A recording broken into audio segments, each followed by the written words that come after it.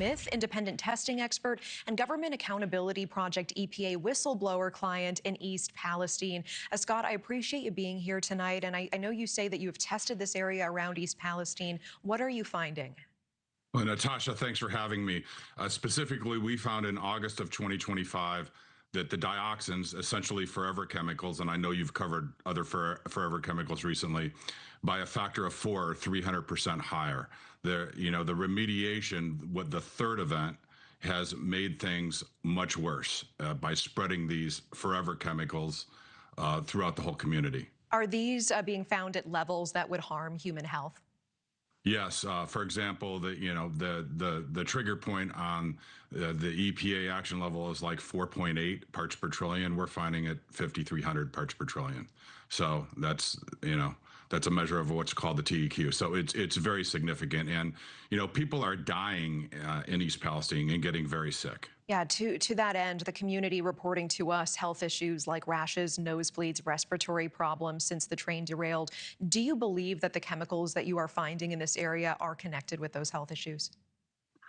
Yeah, I am not a toxicologist, but I have been in the homes. I've made 34 trips, 38 rounds of testing, and I can tell you none of these people had these health symptoms before. And Natasha, I want to make a very important point. The EPA does no testing.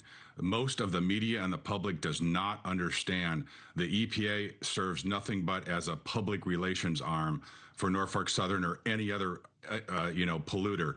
And Robert F. Kennedy Jr. reached out to me. I sat down in one of the videos you showed with Wayne O'Connell with male breast cancer. He sat down in the home, and NewsNation has that footage.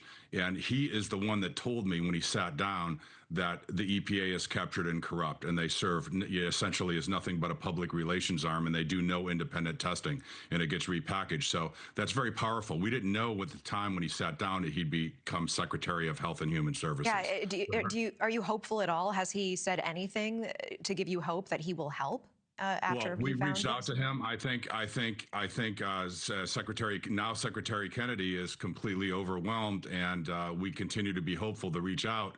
He made a lot of promises about following up, and I like to remain hopeful that he will follow up and get the CDC involved, because the EPA, again, they do no independent testing. Everything they put out is repackaged from the polluter, from the responsible party, which is a false narrative. They're gamed testing results. So internal documents obtained by NewsNation show that 10 days after telling residents it was safe to return home, the EPA issued an internal memo warning showing that there was a substantial threat to the public and environment. The document warning that there were high levels of hazardous substances or pollutants in the soil around the crash that could migrate elsewhere.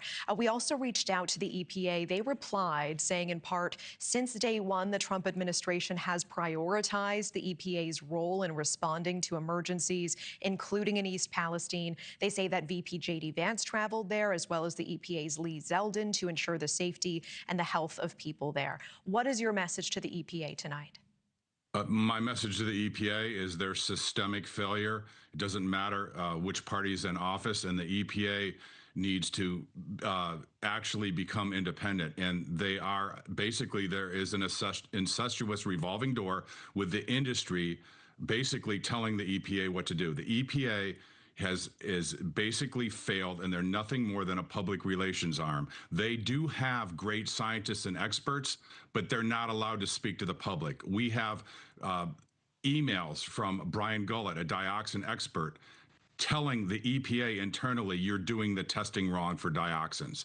If the scientists and the good people at the EPA, if they were allowed to tell the truth, the community would be much better served. Scott Smith, I appreciate you coming on tonight and just having a bit of this conversation. I wish we had more time. Thank you so much. Thank you. Thank you for watching. Subscribe below and download our NewsNation app right now on your phone, and you will get fact-based, unbiased news for all Americans.